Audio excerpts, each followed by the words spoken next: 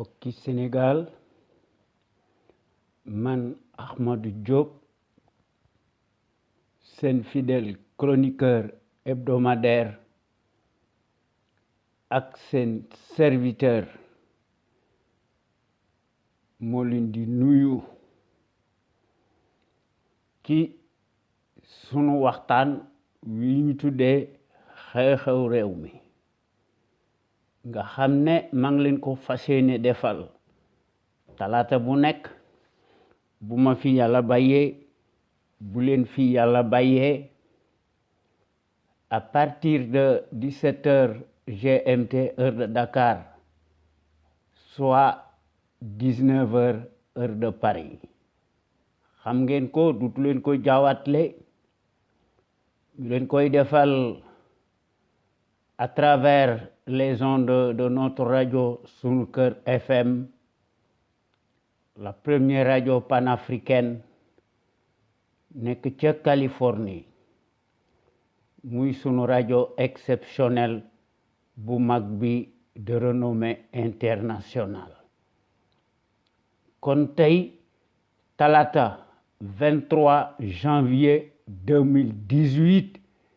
sunu waxtaan wi ñu tuddee xew-xew réew mi am na solo ndax bés bu yàlla sàkk day gën a am solo ndax depuis juróomi at daggasante lan fi gis tëj kaso bew ndax ñi nga xam ne ñooñu lañu teg ci sunu bopp réew mi te baadalo bi di ko jiite te mu diggoon nu dige yu bari waaye lépp weddi na ko moom day bànneexu ci pouvoir bi di def li ko neex di wajaase di tukki di wisaare alalu sunu réew mi yaakaar ne bu yàlla wàccoon sax mu teeru ko ak yonent bi te gëmu leen boppam rek la gëm ak ñi ko yilif ak ñi koy jox ndigal ñooñu rek la respecté fàtte na sénégalais yi nga xam ne que nous sommes ñoo ko teg ci sunu bopp réew mi wóolu woon ko ndax daf cee def discours yu rëy ci 2011 2012 waaye baadoola workat lum la wax weddi ko ndax bu ñu bëggee fal bu ñu bëggee ku leen fal dañu yore làmmiñ wu ratax waaye buñ leen tegee ci bopp réew mi ñu wone jikko ji nga xam ne moo nekk ci ñoom loolu tax na ba nga xam ne wax dëgg yàlla bala noo fal nit surtout di ko teg ci boppu réew lëmm dañoo war a seet mooy kan jàngat ko def ci investigation seet ba xam kii lan la tekki lan la fi def est-ce que jub na xalaat ko gëstu ko def ci des investigations waaye waruñu def telli ndax sunu réew mi ku la gën a mën a sàcc moom la ñuy fal te duñu seet démb ak teyam ndax tey mooy compter maanaam ci Sénégal les cirques électoraux reflétent mukk maanaam le patriotisme waaye xaalis mooy fal te loolu feek noo ngi ci dara du mën a xew ndax badoolo yi dañuy jalgati lépp lu ñu wax bala ñu tëdd ci seen lal weddi ko waaye bala ñu tàmbali sunu waxtaan wi yéen waa Sénégal ak sénégalais ak sénégalaises yi nekk ca biir réew ma ak sénégalais ak sénégalaises yi nekk ci bitim réew ñu leen di tuddee les sénégalais de l'extérieur maa ngi leen di nuyooti di leen sant ak di leen gërëm te di leen sargal ci déglu bi ngay nuy déglu bàyyi seen yitte yépp kon gàcce ngalama yéen waa Sénégal amu leen moroom noo ngi jox njukkal aussi tous nos auditeurs ak auditrices góor ak jigéen mag ak ndaw fàttewuñu kenn te noo ngi sant aussi tous les intervenants yi nga xam ne kenn demul ñu des ndax les meilleurs sentinelles ci Sénégal bu ñu def seen waxtaan wi ñu tuddee l'info autrement ñu koy def altine ak alxames ñu koy def su fekkee ne am na lu am exceptionnel ci diggante bi ñu koy def à partir de 16h GMT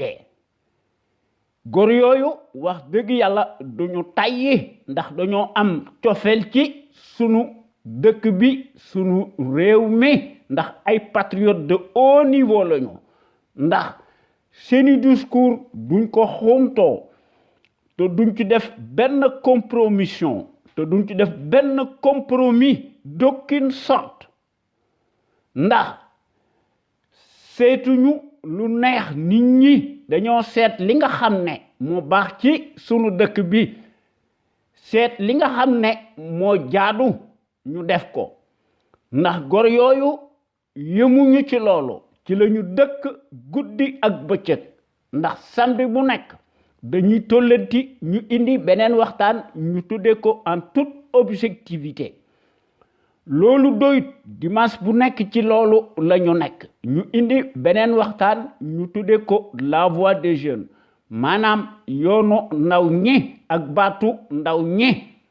loolu moo wone ne góor yooyu dañoo am ay kaddu yu rafet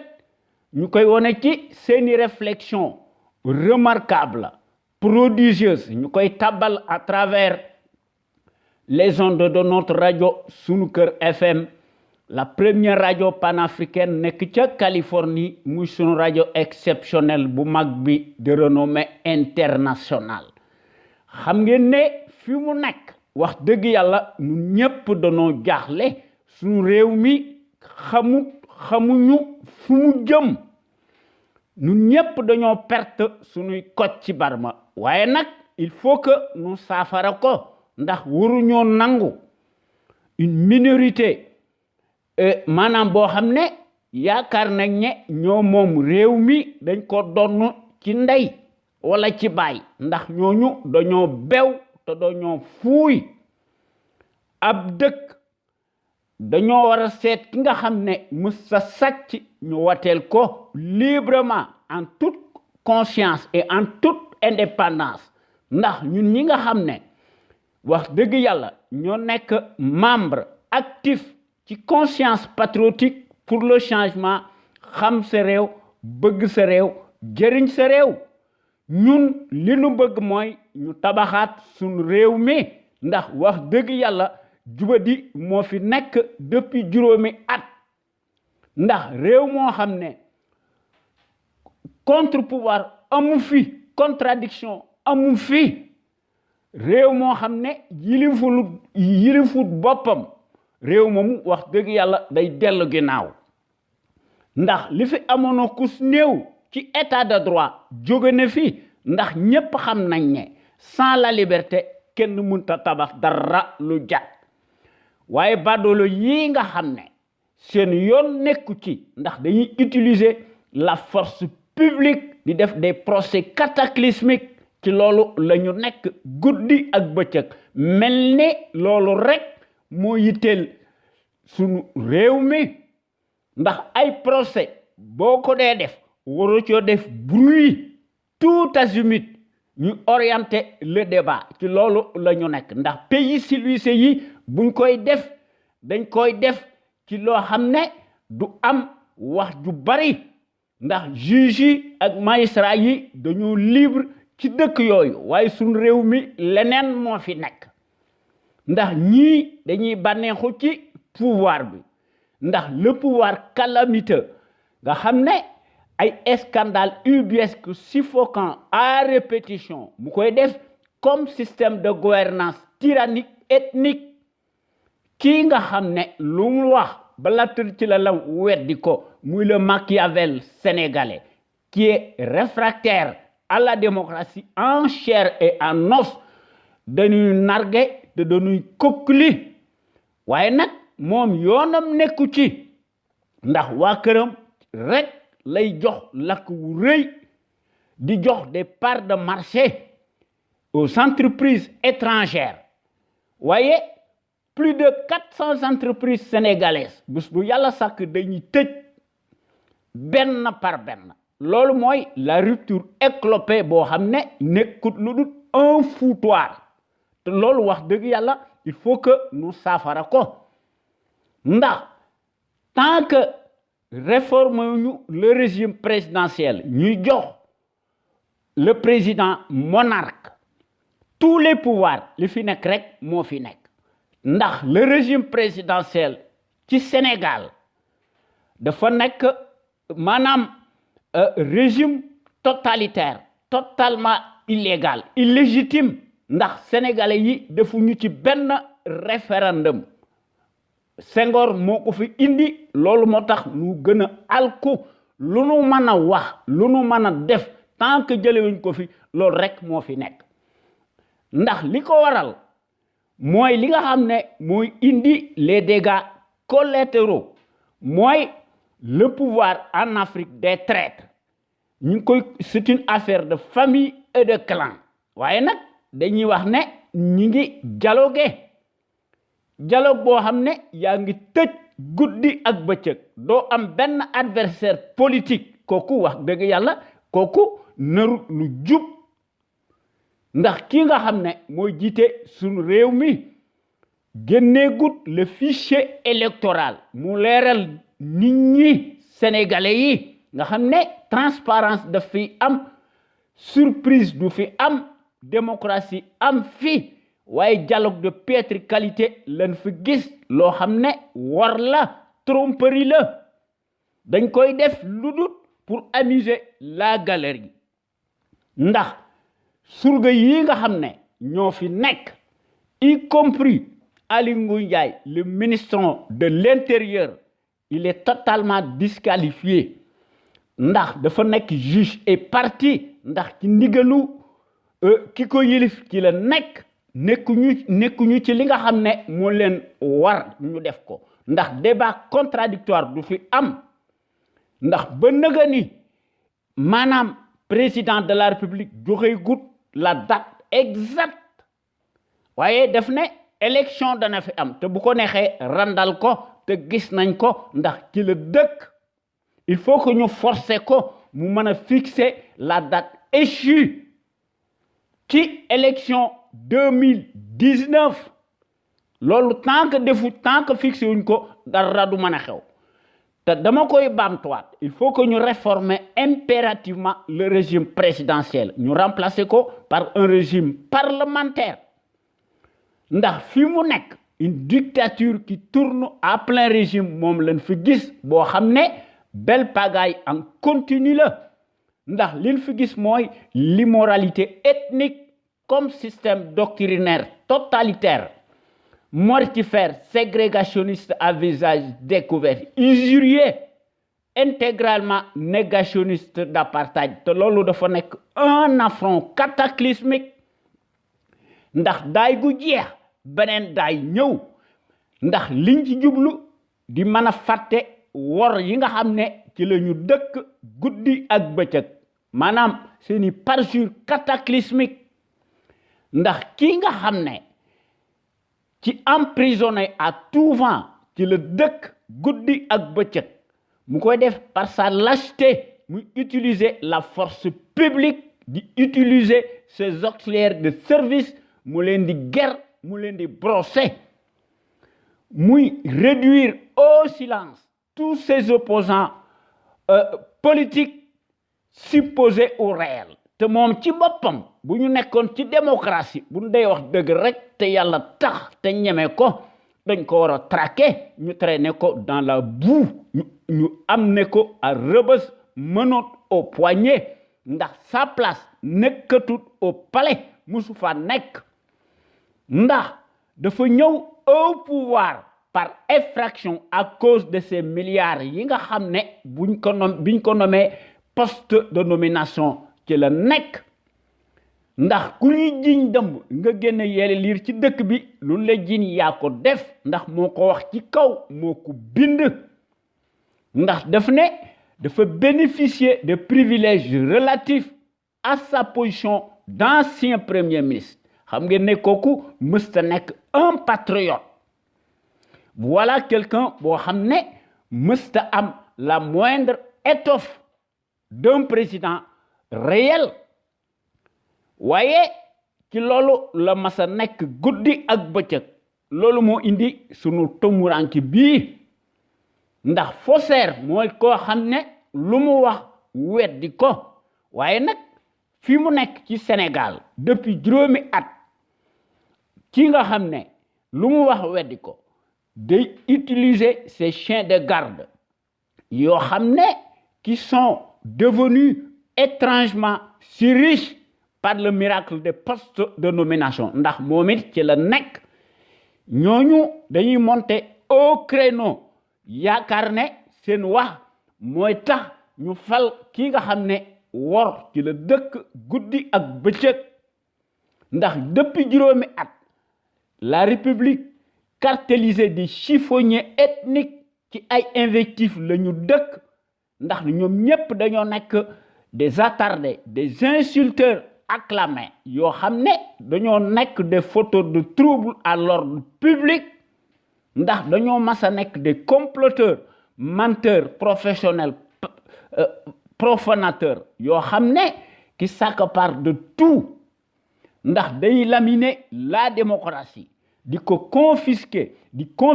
les libertés fondamentales de conscience te ñi ngi siphonné sunu alalu réew mi nga xam ne toute l'économie sénégalaise est totalement extravertie ñu koy partager avec l'émergence coloniale de façon concomitante waaye nag dañuy latoo dialogue waaye dialogue de piètre qualité yoo xam ne baadoolo bi ci loolu la mas a nekk ndax biñ ko falee ak léegi dafa bew ndax de jour ci pouvoir bi ndax moom ci boppam day utiliser les vieux schémas décriés compatibles yoo xam ne ay combine yoo xam ne ay marchandages ci la nekk guddi ak bëccëg nga xam ne dafa am des arrière-pensées politiques de caniveau waaye ñun ñi nga xam ne ñoo nekk ci CPC wax dëgg yàlla kooku bokkut ak sunu gis-gis de la démocratie ndax boo nee bu ñu ma tegee ci bopp réew mi damay jubal waroo wàcc yoon wi waaye loo wax weddi ko kon di ko falaat musiba la malédiction la te su boobaa kenn dutu am excuse ndax su boobaa nous serons tous responsables ndax man ngaa juum benn yoon waaye munoo juum bis bu nekk ndax ci loolu wax dëgg yàlla ci la suñu réew mi nekk te loolu il faut que ñu génn ci ndax la misère galopante et le chômage endémique foo ko takk weesu na ko ndax ceeb bi dafa seer diwlin bi dafa seer suukar si dafa seer te xam nañu li tax mu seer ndax le FMI et la Banque mondiale nga xam ne dañoo nekk des institutions internationales yoo xam ne wax dëgg yàlla dañoo nekk des institutions de domination impérialiste ñuy ŋàcc réew mi ñuy lebel xaalis Sénégal alors que Sénégal maanaam bu ñu la lebalee xaalis dañ ciy indi des taux exorbitants loolu moo tax jafe-jafe yi nekk fii ndax ceeb bi ak ci lépp maanaam les denrées de première nécessité dafa atteindre des proportions démesurées sans compter nag les factures de complaisance et le manque d'eau maanaam la cassure d'eau ndax ndox fu mu amut courant amu fa day nekk une menace réelle pour la santé des populations ndax ndox mi ak courant bi day couper guddi ak bëccëg ndax ndox mi dafa am plomb te loolu wax dëgg yàlla du couper courant bi ak ndox mi c'est une question d'insécurité waaye nag ñoom dañuy latoo plan Sénégal émergent waaye l'émergence coloniale lañ fi gis en puissance en continu ndax ku mënta lijjanti sam ndox mënoo lijjanti sa courant xuy kamaj boo ne plan Sénégal émergent ngay def loolu ay wax la te li ci gën a doy waar muy les télécommunications ndax pays am fayda seeni télécommunication dañ koy foqat ci moomal ko seen bopp waaye nag nun danoo yore ay baadolo yoo xam ne dañuy wéy ci ndigalu extérieur ndax pays yi nga xam ne su fa amee des entreprises pétrolières et gazières dañ koy foqat ci nangu ko en toute légitimité ndax ci Sénégal le pétrole et le gaz dana couler à flot mais pour qui ndax badoole yi ci loolu lañu nag ay workat lañu dañuy pàccoo alalu réew mi ak seeni bande douaille ci loolu moo am ci Sénégal maanaam loolu ma wone tout simplement la singularité affreuse du paysage de l'échiquier politique yoo xam ne dañuy offenser en permanence tout le pays te ñu ngi koy def ci seeni platitude manifeste ndax nekkuñu des intellos mais des incultes yoo xam ne dañ leen di guerre ñu def transvasement d'un camp à l'autre ñooñu dañoo nekk des abrutis dévergondés yoo xam ne à chaque magistrature ci loolu la ñu nekk loolu mooy wane ne ñoom dañoo mas a nekk les symboles de la tartufferie nauséabonde ndax kii saaga tey su ëllëgee su faloo ci loolu la ñu nekk ndax dañ koy def ludut ci seeni jubadi ñuy sàmm seeni promotion sociale indue poste de nomination ñu koy def ci seeni immoralité de bas étage nga xam ne dañuy changer constamment seeni trajectoire en fonction des rétributions financières selon la météo du moment te loolu ki nga xam ne moo ndey mbilli gi muy le tonitruant encombrant bi nga xam ne day tagg le nazisme monétaire colonial muy ànd avec son acolyte ivoirien yoo xam ne ci loolu la ñu nekk ndax dañ leen di jox ndigal ñi leen di jox ndigal mooy seeni maître blanc yoo xam ne dañ koy def de façon souterraine et dans le secret des dieux ndax ñaari pédigré yooyu dañuy def solidarité par seeni ethnicité se valent tous s'unissent à jamais tels des jumeaux inséparables ndax ñaari ñooñu s'agrippent honteusement sur la monnaie coloniale golo di bay babu di dunde ñooñu amuñu le moindre iota de panafricanisme ndax badoolo bi moom day tagg le nazisme colonial ndax Macky ci loolu la nekk ndax daf ne la monnaie coloniale dafa nekk monnaie une bonne monnaie à garder te gisoon nañ ko ci 2012 muy yagar yi di tuubal di ramal Nicolas Sarkozy mu ne ko le retrait des troupes et bases militaires françaises relevait quelque peu d'un nationalisme mal placé, dixit le même homme, le tyran, le fasciste. kon kooku lu taxoon mu def ko ndax ku wax feeñ ku jëf feeñ maanaam da doon rendre l'ascenseur ñi nga xam ne ñoo ko doon parrainé ndax ci la dëkk guddi ak bëccëg ñooñu lay liggéeyal kooku mooy def l'apologie coloniale nga xam ne dafa mas a nekk l'envoyé spécial colonial en Afrique attitré et accrédité à Dakar waaye lu nu mën a wax sunu Sénégal gi dafa mas a nekk un grand pays historique au point de vue du savoir pluriel et de la morale éternelle en puissance waaye ndimbal da ciy fekk loxol borom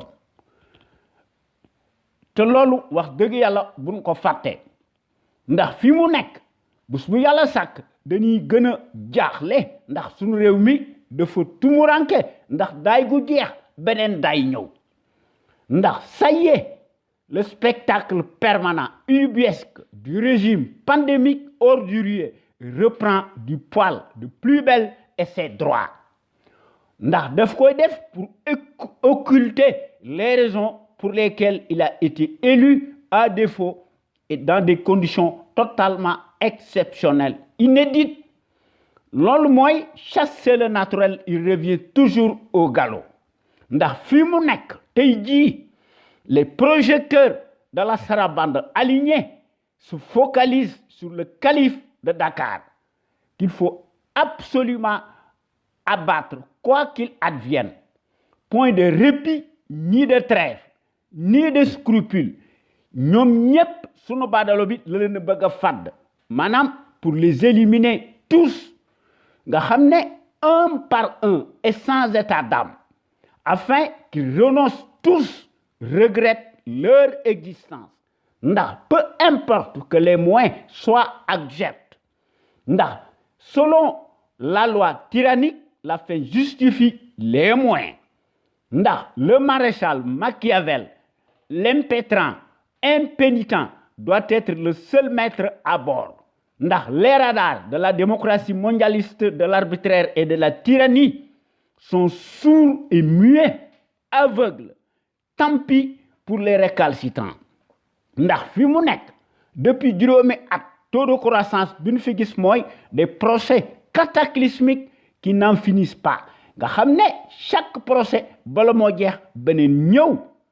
mel ni ci loolu la ñu nekk ndax dañ koy def lu dul pour amuser la galerie ndax mbir mi c'est un foutoir un enfumage là pour faire oublier seeni trahison à l'appel te loolu wax dëgg yàlla day wone le dysfonctionnement en pis en continu d'un régime fantoche boo xam ne ci arbitraire ci la nekk ak ci tyrannie mu koy def dans la perspective des présidentielles addu kalpe foqar ci maanaam braquage électoral permanent maanaam régime bii fi nekk son bilan est totalement chaotique ndax gis nañ ko ci seeni légèreté maanaam loolu mooy ci seeni gis-gis bu gàtt l'émergence boo xam ne en 5 ans d'une sarabande de gouvernance cataclysmique ethnique ci loolu la ñu nekk loolu mooy seen conception de la démocratie ndax la république des proxénètes ethniques ségrégationnistes négationnistes en bande organisée ñooñu ci ay procès sélectifs ci la ñu nekk à sens unique à géométrie variable selon la tête des clients nga xam ne dañ koy def lu dul pour se tirer d'affaires ndax loolu mooy nekk seeni fonds de commerce loolu mooy le label de la lâcheté fasciste ndax ci la ñu nekk guddi ak bëccëg waaye man personnellement je suis encore stomaqué horripilé scandalisé et indigné d'entendre la fatwa décousue du plastique du pitoyable parasite qui est catapulté au sommet de la caisse des dépôts et consignations lequel n'eussent été les largesses de son frangin coupable juge et partie ne serait rien vivrait dans l'anonymat devrait plutôt faire profil bas au lieu de passer son temps à nous enquiquiner et d'avoir madame la langue pendue il s'agit bien sûr de Aliou Sall le pâteux bi nga xam ne dañ ko bombardé ci à la caisse de dépôt et consignation ñu jox ko milliards yu bari te kooku c'est du vol te kooku ce n'est pas juste ndax kooku dafa nekk di préparer la campagne électorale de son frangin te loolu c'est un conflit d'intérêt manifeste maanaam dërëm bi du génn gaal gi dans le secret de Dieu ndax le paresseux l'insignifiant boo xam ne son frangin daf ko accordel ci la dëkk guddi ak bëccëg des largesses indues mu catapulté ko à la direction de la caisse des dépôts et des consignations loolu moo ne moom day partager le même ADN que ki nga xam ne mooy frangin muy Macky Sall nga xam ne ku jubadi moo la gën a jubadi ndax il est très humidifié que valent les inepties et les simagrées torrentielles au regard de la morale de la part de Aliou Sall lan mooy sa valeur ajoutée par rapport aux affaires de la cité alors que son co-pédigré disait à qui veut l'entendre que ne du mêler sa famille dans la gestion de l'État qu'en est-il aujourd'hui loolu mooy ku wax feeñ ku jëf feeñ n'est-ce pas loolu mooy l'immoralité et l'apanage des menteurs professionnels profanateurs jusqu'à l'abysse qu'ils ne nous fassent pas parler mais pour qui se prend Aliou Sall maanaam qu'il se taise ndax Aliou Sall daf ne maanaam quand le chat n'est pas là les souris dansent te kooku dafa bew kooku mooy dafa yaakaar ses gardes du corps ndax xam na ne son frangin day utiliser la force publique nga xam ne finalement affaire clanisme la ndax finalement loolu mooy wane ne finalement ay baadoola ñoo fi nekk la démocratie familiale ethnique yoo xam ne amuñu la moindre étoffe boo xam ne d'un président de la République waaye quelqu'un boo xam ne qui juge et parti ci ko doon wax ne bu ñu ma falee président de la République du ma def xajji ak seen damay summi sama casquette secrétaire général de son propre parti boo xam ne ñëpp xam nañ ne c'est un parti cliniquement clanique kooku la rhétorique de Aliou Sall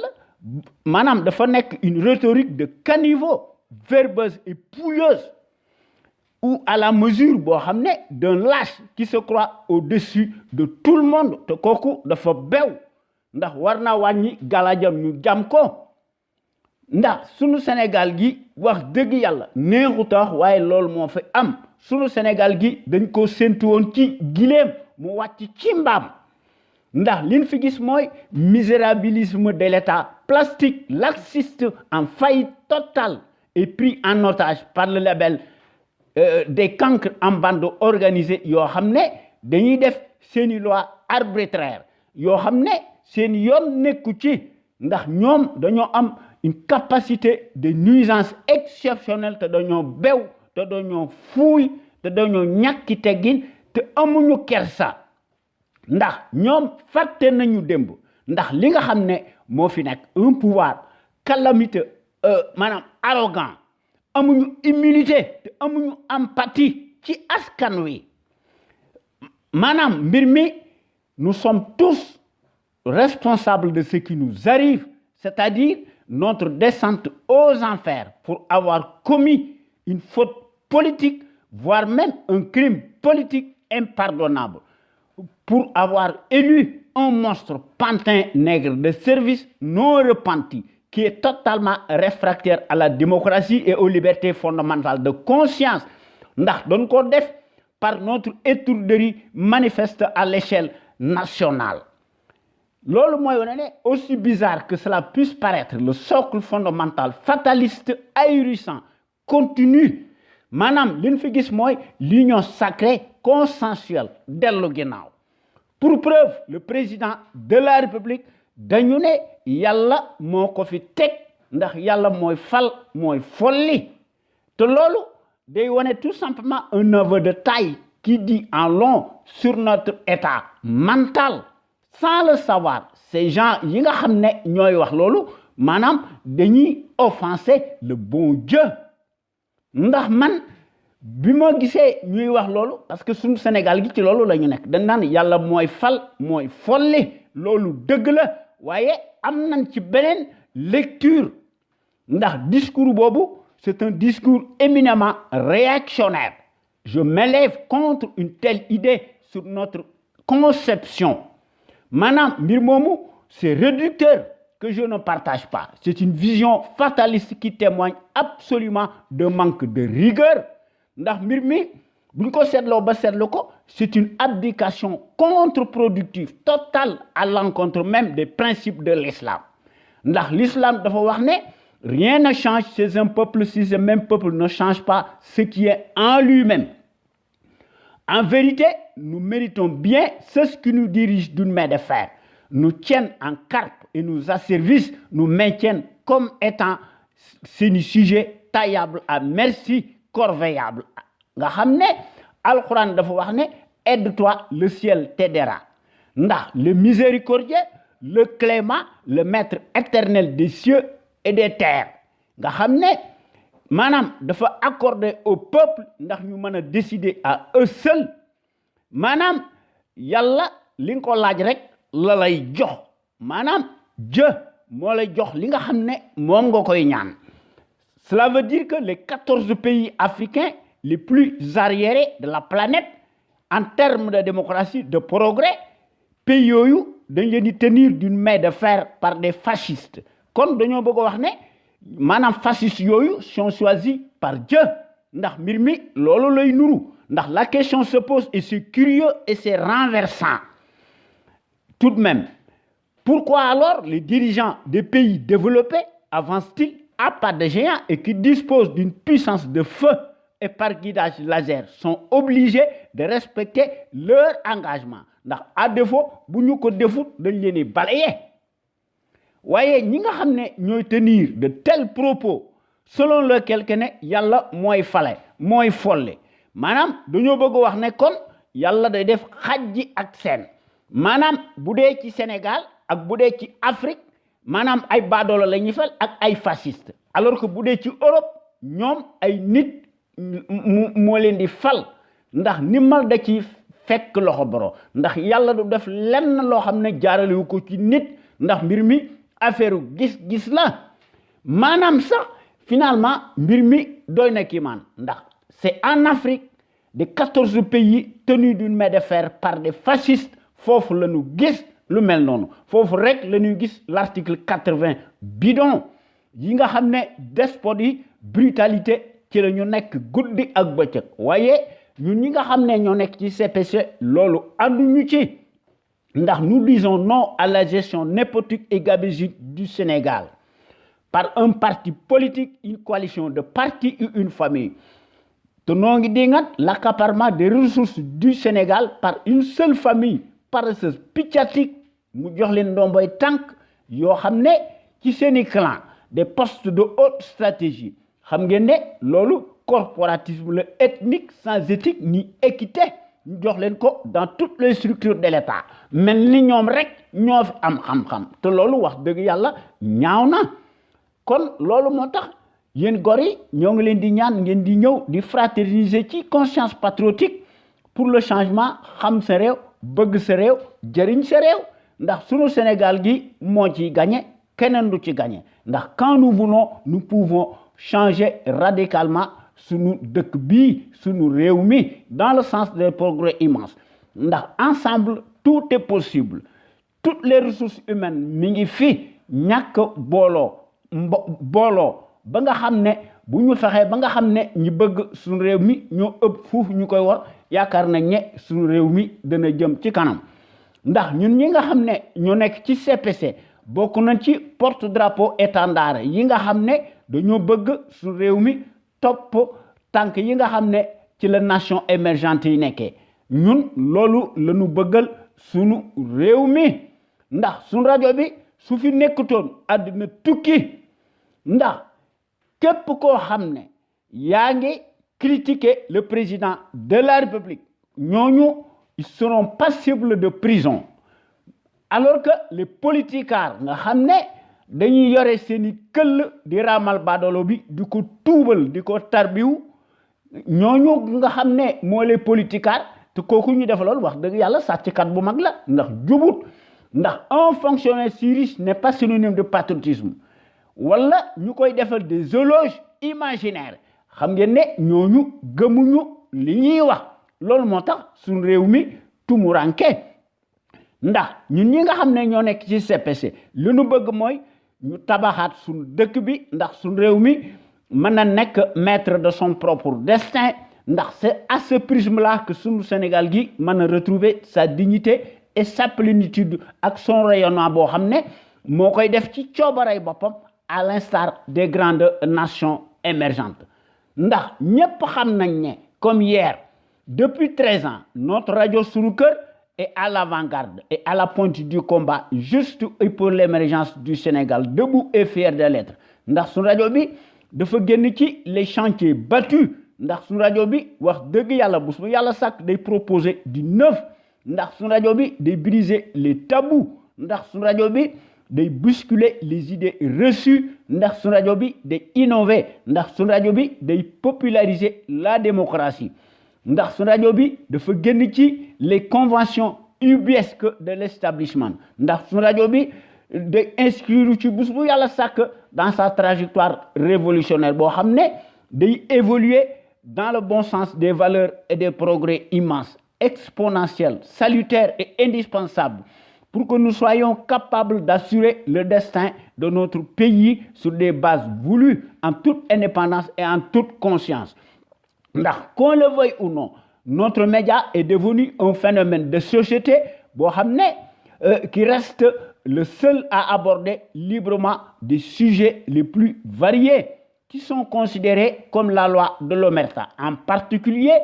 la gouvernance politique, bancale, ethnique que les médias du service public ak privé ñoom finalement ñëmuñoo aborder sujet yooyu ndax dañoo nekk des instruments alimentaires politiques monopolisés par le pouvoir calamiteux tortionnaire loolu mooy wane seeni silence ndax amuñu patriotisme te amuñu civisme loolu moo tax suñu rajo bi wax dëgg yàlla mooy mottali ndëngte gii nga xam ne média yi nga xam ne totalement accroupi mooy mottali seeni jubadi ndax suñu rajo bi day def des innovations multiples sur le plan de la qualité des informations yi nga xam ne ñu ngi koy publier à travers ci notre site.com ak góor yi nga xam ne ñooy wax à travers notre rajo Sunu Kër FM la première radio panafricaine nekk ca Californie ndax rajo bi moo nekk l'avant-garde boo xam ne ci civisme ci la nekk ak ci patriotisme ndax su rajo bi moo nekk la première radio panafricaine nekk ca Los Angeles de renommée internationale nga xam ne un panel d'intellectuels d'hommes et de femmes possède ñoom ñëpp dañoo nekk de gros calibre doués et en matière grise nga xam ne bés bu yàlla sàkk ils s'expriment tous en toute connaissance de cause ndax ñoo démontré magistralement seeni capacité intellectuelle ndax ñoom ñëpp dañoo nekk des têtes bien pleines ndax ñoo décortiqué ndax bés bu yàlla sàkk dañuy font part de leur expertise sur les produits toxiques chimiques notamment les faits divers scientifiques sanitaires sociaux religieux et politiques sans oublier nag les incivilités patentes dont sont coupables les politicards véreux qui ont failli à leur mission régalienne ndax dañoo ubbi la boîte de Pandore à certains citoyens égarés par leur manque de conscience nga xam ne dañuy soulager wu publiquement chaque jour que jëfe aux abords des bâtiments kooku wax dëgg yàlla il faut que ñu saafara ko te loolu ñaaw na kon soyez donc plus nombreux ngeen di bokk ci waxtaan wi nga xam ne góor yi ñoo koy def à travers les ondes de notre radio Sunu Kër FM la première radio panafricaine nekk ca Californie muy sunu rajo exceptionnel bu mag bi de renommée internationale ndax sunu rajo bi moo nekk la rajo la plus populaire bi nga xam ne moo nekk l'éternelle cheville ouvrière des sentinelles sénégalaises aux vérités implacables aux bras d'acier inachetables et qui font constamment preuve d'analyse pertinente sans complaisance ne souffrant d'aucune ambiguïté sur la chose publique au Sénégal muy sunu Sénégal gi nga xam ne ñun ñëpp noo ko bëgg sopp ko waaye bés bu yàlla sàkk l'actualité politique bi day bari ndax day senn ndax day siit ba nga xam ne duñu xam fan lañuy commencer ak fan lay teer dañuy seet li nga xam ne mënuñu ko ñàkk ba ñu wax ko ndax bu ñu bëggee wax lépp duñ ci génn kon wax dëgg yàlla il faut que ñu unir rassembler autant de patriotes sénégalais autour d'un idéal commun pour cela nag il faut que ñu indi ci une détermination ñu indi ci patriotisme le civisme ku ne indi ci sa xalaat bu rafet ñu indi ci une démocratie participative à l'échelle nationale par un sursaut li nga xam ne mënta ñàkk muy jën wi muy la clé de voûte maanaam la volonté politique de chaque Sénégalais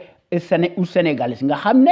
suñ réew mi mën a nekk le phare de la démocratie plein développement économique politique militaire financier am fi ndax sunu Sénégal gi mën a assurer la sécurité de ses frontières ak ay marchandises ak ay nitam ndax ku lay dimbali day ëmb sa sàngal te loolu du ma tay di ko wax gis nañ ko ci le kamit muy Cheikh Anta Diop nga xam ne dafa bind ba dee waaye baadoole yi dañuy bëgg ku leen jàttal ndax Cheikh Anta dafa mas wax ne jàng leen science waaye baadoole yi ñoom seen yoon nekk ci dañuy tarbiwu extérieur loolu moo tax loolu mooy expliquer sunu régression bi nga xam ne moo fi nekk te li nga xam ne tant que defuñu ko duñ ci génn te loolu dafa nekk notre combat légitime du ma tàyyi di ko wax il faut que nous réformer impérativement le régime présidentiel bi nga xam ne dafa nekk une dictature boo xam ne kenn nit ne cundum mooy jiite lépp mooy wax lépp kon il faut que ñu amender le régime présidentiel ñu remplacer ko par un régime parlementaire boo xam ne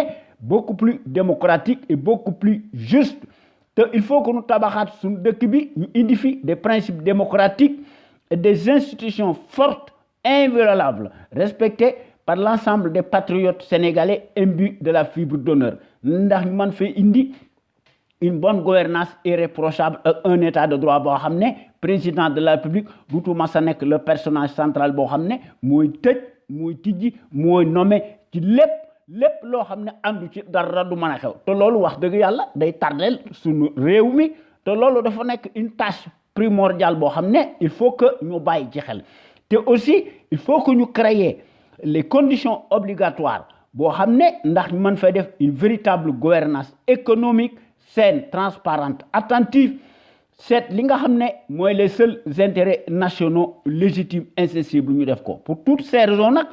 il faut que ñu def ci suñu bopp réew mi de véritables sentinelles sénégalaises impartiales charismatiques dynamiques nga xam ne à la tête de l'État sénégalais nga xam ne finalement ndax ñu mën fay cultiver le civisme le patriotisme la démocratie la justice sociale l'éthique ak l'équité l'unité nationale am fi sécurité am fi sans lesquelles dara mënta xew te li nga xam ne gor yi ci la ñu nekk guddi ak bëccëg ndax gor yi ci loolu la ñu mas a nekk il faut que nous rehausser waat l'étendard de nos valeurs pour cela nag nous devons nous inspirer et puiser dans le trésor inestimable de nos valeureux hommes d'honneur yoo xam ne jàngkat yu mag lañu ndax dañoo nekk di sufi yoo xam ne dañoo màndu ñu jàngale seen xam-xam ci sunu daara yi ci sunu collège yi ak ci sunu école primaire yi waaye aussi il faut que ñu jàngale aussi les grandes figures emblématiques de la trempe de Lat Dior Ngoné Latyr sans oublier nag maanaam les intellectuels de premier plan yoo xam ne symbolisés par Cheikh Anta Diop ak Mamadou Dia que sais-je encore te il faut que ñu cultiver fii aussi le civisme chez les populations ndax du ma tàyyi di ko wax le civisme moo nekk le réflexe décent de tout citoyen et responsable qui a sa place dans la société ndax le civisme mooy impliquer le savoir-faire et la civilité lorsqu'il s'agit de la chose publique ndax en tant que citoyen à part entière soo amee ay droit da nga waroon ay devoir waaye classe bu Macky Sall gi yaakaar nañ ne ay droit rek la ñu am te gis nañ ko ci ñi nga xam ne moom la ñuy doxale réew mi ndax un fonctionnaire si riche n'est pas synonyme de patriotisme te loolu wax dëgg yàlla ñun ñi nga xam ne ñoo nekk ci CPC ñoo ngi ciy def liggéey bu rëy boo xam ne wax dëgg yàlla kenn mënu ko weddi ndax bokk nañ ci l'avant-garde des consciences yi nga xam ne dañoo bëgg a yee nit ñi sur la chose publique ndax ci loolu wax dëgg yàlla noo ngi ciy def une vaste campagne de sensibilisation massive de façon que saa yu scrutin amee citoyen sénégalais et citoyenne sénégalaise fu mu mën a nekk ci adduna bi dafa war a armé wu de son bulletin de vote seet ki nga xam ne mës sa sàcc ci dara kenn musu ko tuumaal ci dara ñu woteel ko librement en toute conscience et en toute indépendance seet ki nga xam ne mooy défendre l'intérêt général ñu woteel ko su fekkee ne bi ne scrutin am na waaye du ma tàyyi di ko wax ki nga xam ne moom la ñu teg ci suñu bopp réew nga xam ne lu mu wax weddi ko yaakaar nañ ne ay carte du ko fi jëlee ndax en Afrique des fantoches maanaam l'issue des scrutins de pacotille ñu ngi koy jouer toujours dans la cour des voleurs en bande organisée ndax l'argent est faiseur de roi ndax finalement les Sénégalais maanaam dans leur majorité wotewuñu rationnellement et en toute indépendance nga xam ne finalement c'est un vote suiviste c'est un vote sur commande ci loolu la ñuy def loolu moo tax suñu réew mi tardé niixu toox waaye loolu moo fi am loolu moo tax notre rajo suñu kër FM bi nga xam ne mu nekk la première rajo panafricaine nekk ca Californie suñu rajo bi dafa am des qualités exceptionnelles ndax suñu rajo bi mu nekk la rajo la plus crédible par son patriotisme actif yoo xam ne wax dëgg yàlla kenn du ko werante ndax la qualité est avant tout un état d'esprit qui vise à l'excellence yokkute am fii jëf woon ko askan wi bu leer naññe loolu kenn dutu ko jaawatle ci suñu rajo bi ak gor yi nga xam ne ñoo ci nekk ndax gor yi maanaam les sentinelles sénégalaises yoo xam ne qui s'expriment librement en toute indépendance et en toute conscience sur des bases voulues ñooy mottali par leur esprit alerte la bassesse et la médiocrité d'une certaine classe politicarde plutocrate multimilliardaire des raccourcis politiques ndax les sentinelles sénégalaises yi nga xam ne ñooy wax à travers les ondes de notre radio sunuker.com ñoom ñëpp dañoo am une logique patriotique nationaliste bien placée yoo xam ne ñu ngi koy distiller dans les consciences sénégalaises pour que sunu Sénégal gi aille de l'avant ndax sunu Sénégal gi topp ci sur la trajectoire des grandes nations émergentes nga xam ne ku leen tiim ku leen tooñ ñu diggaale koog yow ba mu saf-saf ndax sunu rajo bi moo nekk le rempart de la démocratie réelle qui porte par excellence la marque du support médiatique sénégalais le plus libre pour son indépendance plausible par rapport à un exécutif corrompu, juge et parti, impulsif et qui dicte sa propre loi arbitraire au nom de la tyrannie pour faire taire toute voix discordante des opinions libres. ndax góor yi nga xam ne ñoo nekk fi ñu nekk ñooy wax ci kaw tout haut et publiquement ce que les minables politicards pensent tout bas par leur insuffisante criade ndax dañu yore seeni këll di tarbiwu di sukkal di ramal badolo bi nga xam ne lu ñu mën a wax nekkut à la hauteur ndax amut la moindre fibre boo xam ne day yoona ne moo nekk président de la République ndax c'est un chef de clan ndax il est juge et parti ci koo xam ne da nga doon wax ne bu ñu ma tegee ci bopp réew mi damay summi sama casquettu secrétaire général de son propre parti boo xam ne bu ñu ko seetloo ba seetlu ko c'est un parti politique cliniquement clanique te loolu wax dëgg yàlla kenn mënu koo weddi ndax góor yi nga xam ne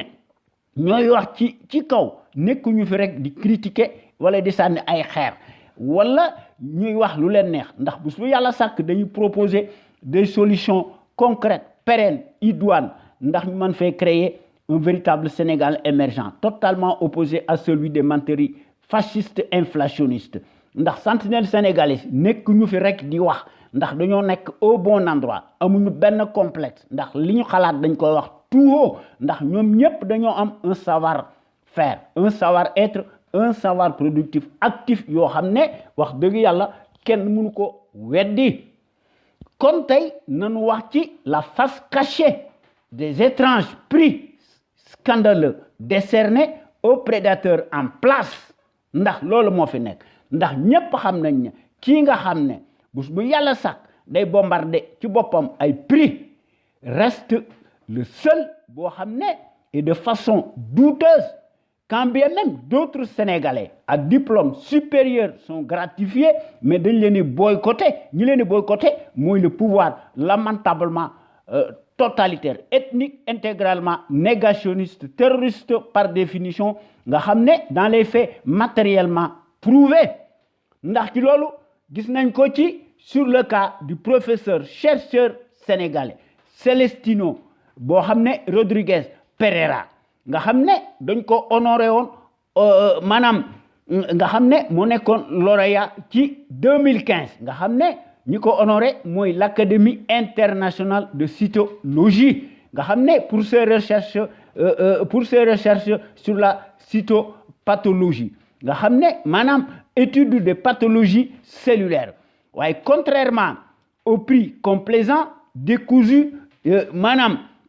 dañ ko attribué au caniche de l'Occident nga xam ne day collectionner ndax day compiler des gratifications surréalistes ambiguës nga xam ne finalement prix yooyu finalement day obéir tout simplement à de légèreté nga xam ne finalement mbirum modélisme la buñ ko seetloo ba seetlu ko loolu la ndax monarchie ñoom ñoo koy jox prix yi ak ñi nga xam ne ñoo nekk ci adduna bi naan démocratie ndax rien n'y fait rebelote le renégat remet le couvercle maanaam pour se donner une virginité imaginaire ndax day commander sur place ces prix maanaam par sa clientèle exogène et endogène par personne interposée en l'occurrence Abdou Diouf le français l'artificier le combinard francophile plus que wolofophile le chef de la sarabande des pions alignés le silencieux agit dans les égouts politiques nga xam ne finalement dafa mel ni que ñoom dañuy ériger wu en faiseur de roi et d'opinion nga xam ne ce n'est pas pour rien que Ousmane Tanor Dieng bi nga xamanteni bi mom il ne s'est jamais assagi ndax mo nek l'agitateur euphorique, l'affabulateur, l'escervelé, reste plus que jamais très prolixe, prend des galons. Alors que sous d'autres cieux, il faisait profil bas. Ndax l'archétype bi nga xamné muy ki nga xamné mo nek ci sunu bop réew mi mës a dévier de sa trajectoire autoritaire ndax day tisser sa toile d'araignée ndax day utiliser les méthodes manam day utiliser les moyens de l'État nga xamné dafa opter tout simplement pour mu jox bopam banex ndax mom rek day wona né mo fi am xam manam day def une escroquerie à grande échelle internationale multidimensionnelle sur fond de combine ndax au moment bi nga xamné où le corrupteur manam day jënd ses prix nga xamné finalement prix dafa bari manam affaire magie la Abdou Diouf par hasard dafa nek à Dakar nga xamné un hasard la wala coïncidence la wala accident la ndax ki nga xamné mo nek le maître des marches de gré à gré nga xamné ci transvasement forcé ci le dëkk nga xamné qui se renie sur toutes ces promesses électorales pour lesquelles il a été élu dans des conditions totalement exceptionnelles, inédites, mom day monopoliser toute la presse nga xamné day placer ces hommes ouais manam ci ko xamné da doon wax né du méléwu sa famille waaye da leen mêlé ci dans la gestion de l'État te lolu wax deug yalla mom moy recevoir à longueur de journée des prix à l'abondance nauséabonds. Est-ce possible te lolu wax deug yalla xam ngeen né lolu ñaawna kon soyons vigilants sur nos gardes pour éviter des surprises beaucoup plus gigantesques que celles bi nga xamné dafa nekkoon les législatives du 30 juillet 2017 nga xamné foutoir la et pour cause li nga xamné mom lañ fa gis depuis juróomi at le récidiviste caractériel bi nga xamné moo nekk l'éternel planificateur du casse du siècle au Sénégal s'est métamorphosé peu à peu en professionnel menteur profanateur dans l'âme prépare un grand coup dans l'éventualité d'orchestrer un autre hold-up électoral beaucoup plus gigantesque, beaucoup plus dévastateur que celui du référendum qui mars 2016. Nga xamné ci jamono joju mo don défrayer la chronique. Voyez, l'homme ne dérogera jamais, remplira de nouveau, se taillera. Bu ñu deful ndank son propre score fantasmagorique digne de lui, comme tout fasciste de sa trempe, amènera dans le secret des dieux, dans ses valises, des observateurs douteux, présumés impartiaux, cousus de fil blanc, dañuy valider à coup sûr les parodies présidentielles électorales. Nga xamné ñu né mo gagné. Manam dañ koy jox un caractère prétendument transparent et démocratique. Mo neuy te lolu wax deug yalla nañ ci baye xel. Waye li nga xamné mo ci nek depuis 2012 l'objectif majeur bi nga xamné mom ki nga xamné mo nek l'imposteur déclaré non éclairé à dessein manam mu peindre bopam à nouveau sous le faux postulat d'un démocrate bo xamné mësu ko nek manam mom ci loolu la nek ndax mo nek l'usurpateur de service ndax dafa melni ka day def des compilations de prix yo xamné ay marchandages la mu koy def dans le secret des dieux et à coups de milliards de francs CFA puisés dans les deniers de l'État sénégalais te lolu wax deug yalla tay na xel ndax prix yo xamné dafa wuuteeg manam day contraster avec le climat social délétère manam ki nga xamné mo nek ci sunu bop réewum muy Macky Sall manam dañ ko joxone le 30 janvier 2015 adresse ci Allemagne ñu jox ko le prix pour la paix et le dialogue entre les peuples manam ñu jox ko Macky Sall est-ce que lolu raisonnable na ci ko xamné da ngay collectionner des compilations de prix ci ko xamné de tuer la démocratie ndax day emprisonner à tout vent interdit toute manifestation légale ci ko xamné il s'est bien enrichi gloutonnement en faisant de même pour sa famille yo xamné da leni jox des postes de haut niveau dans les structures de l'État de haut niveau ci ko xamné bés bu yalla sak ci la nek de réduire au silence toute son opposition à sa plus simple expression mu koy def par personne interposée de ses auxiliaires de service te loolu gis nañ ko ci avril 2015 nga xam ne Macky Sall ñu ne maanaam le roi Salman d'Arabie Saoudite moo ko décerné maanaam moo ko jox la plus haute distinction de l'Arabie Saoudite maanaam le Wistam décoration boo xam ne Abdel Aziz moo ko créé xam ngeen ne loolu ñaaw na ndax cerise sur le gâteau en décembre 2016 Macky Sall aussi dañ ko jox beneen prix ñu tuddee ko le prix Nelson Mandela alors que moom li Nelson Mandela da def maanaam il prend le contre-pied xam ngeen ne loolu jaaduwut te loolu wax dëgg yàlla ñaaw na ndax ki nga xam ne moo nekkoon le premier ministre de Senghor kenn demul mu des ndax dafa mel ni que moom it il travaille dans le secret des dieux ndax moom it dañ ko élire président de la République par décret présidentiel le 1er janvier 1981 waaye kooku dafa mel ni que il reprend du service et du poil boo xam ne kii juge et partie maanaam finalement maanaam dafa mel ni que dafa jaar ci parce que ci fédération pour la paix universelle universaliste interposée boo xam ne dafa nekk une structure sortie de terre on ne sait où ñoo offrir le prix de la malgouvernance clanique aux prédateurs de la République ñu ko jox prix boobu xam ngeen ne loolu jaaduwut ndax celui qui n'a jamais obtenu de lui-même maanaam ne compte pas prendre sa retraite c'est octroyer lui-même mu jaar ci suuf di fexe ba nga xam ne sunu baadolo bi ñu ko jox ay prix te daanaka génnu ci ndax li koy wone mooy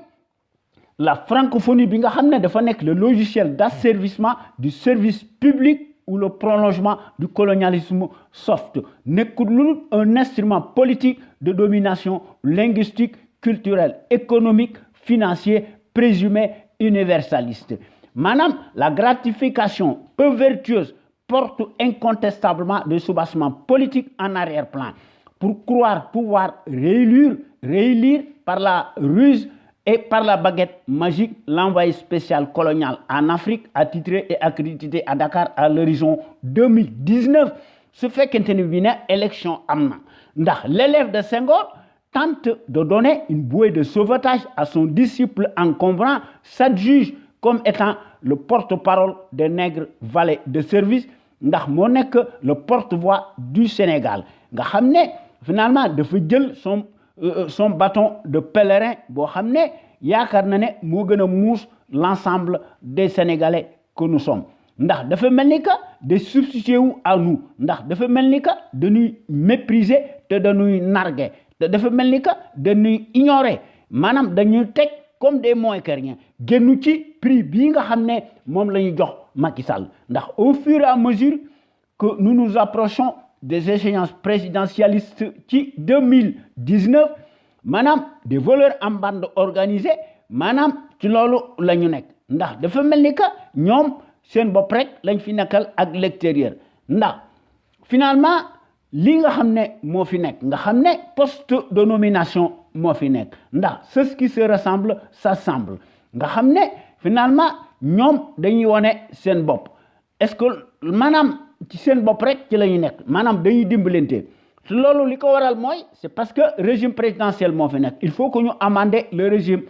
présidentiel totalitaire boo xam ne dafa nekk une écharde à la démocratie boo xam ne il faut que ñu mettre ci un terme définitif ndax le prétendu paragon de la rupture monnaie reste plus que jamais le secrétaire général de son propre parti politique cliniquement clanique maanaam dafa mel ni que de réhabilité ndax dafay adouber le pion de la francophonie en lui construisant un centre international qu'il bâtit avec l'argent du contribuable sénégalais qui porte son effigie maanaam te li nga xam ne moom lañu fi gis le parti avant la patrie maanaam la particratie tyrannique clanique moom lañu fi gis ndax ki nga xam ne kenn gisu ko woon démb muy le silencieux Abdou Diouf dafa nekkoon en hibernation pendant 12 ans muy Abdou Diouf le français du Sénégal le soldat de la francophonie le bon élève de la France le père spirituel du référent nègre de service de la France-Afrique dafa mel ni que moo nekk les oreilles et les yeux du changeant dafa mel ni que kooku il revient au galop et avec force ndax dafa atterrir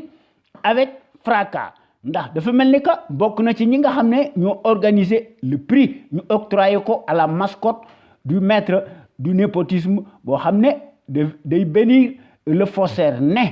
te maanaam mbir mi bu ñu ko seetloo ba seetlu ko dafa nekk la réciprocité cordiale par entente directe et par télépathie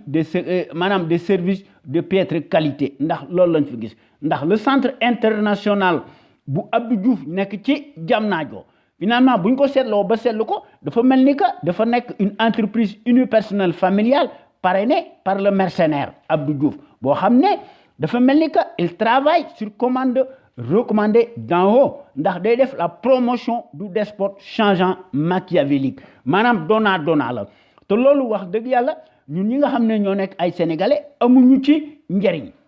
ndax ji koo xam ne dañ koy jox ay prix ñu jox ko maanaam le prix maanaam ci janvier le 18 janvier 2018 maanaam ñu jox ko ce prix là maanaam ñu ne c'est une première en Afrique mu nëy prix boobu lu muy jëriñ ndax dañu ne c'est le prix du leadership pour la bonne gouvernance mu nëy une enveloppe boo xam ne dañ ko neexal maanaam 50 millions de francs CFA te bu ñu defoon ndànk daanaka moo ko parrainé moo nekk ci ginnaaw. Quel crédit peut-on accorder à ce simulacre de prix à un réfractaire à la démocratie et aux libertés fondamentales de conscience ndax rappel décidément l'homme imbu de sa personne qu'il s'est fait de lui-même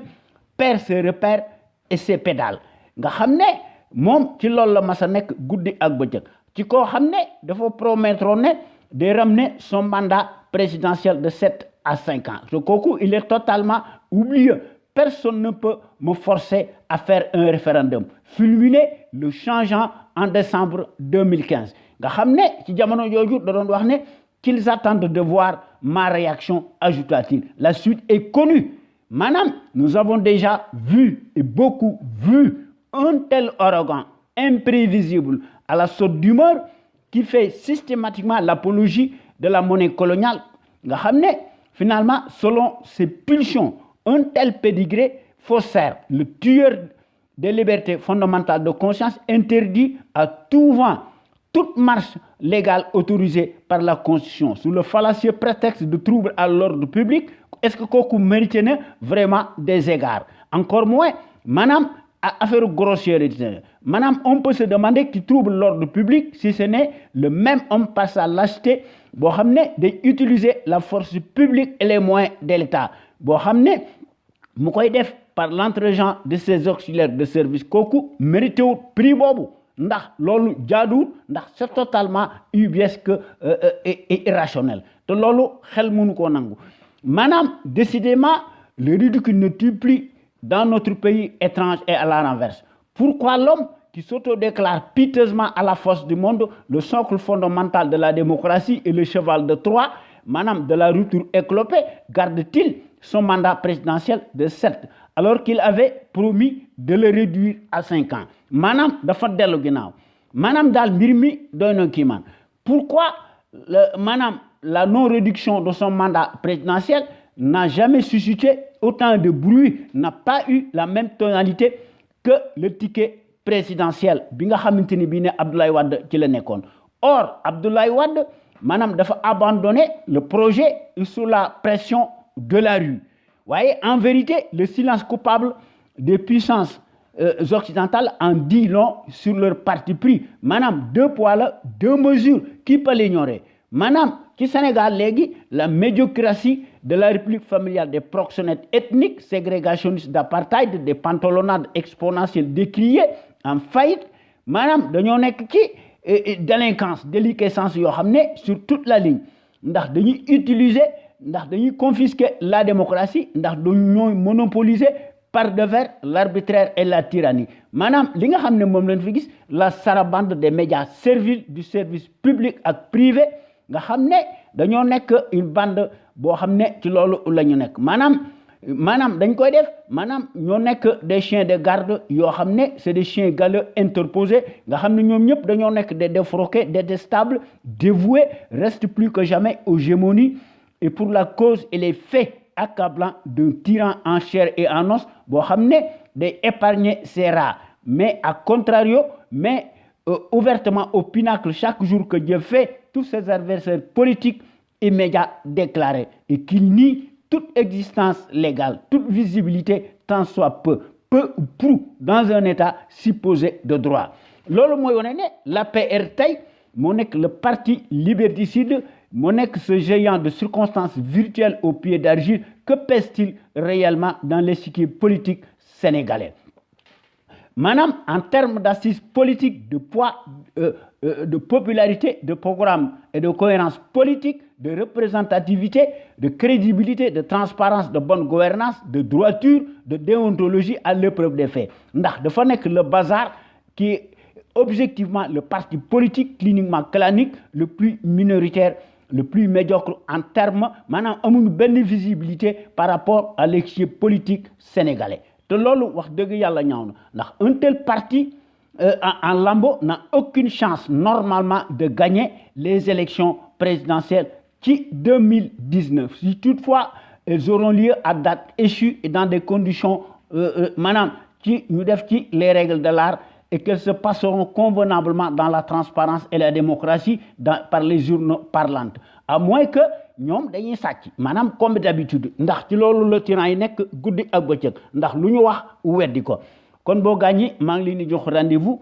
talaata bi di ñëw ci sunu émission bi ñu tuddee xew-xew réew mi incha allah nga xam ne maa ngi leen koy defal à travers les ondes de notre rajo Sunu Kër FM la première radio panafricaine nekk ca Californie muy sunu rajo exceptionnelle bu mag bi de renommée internationale jërëjëf merci.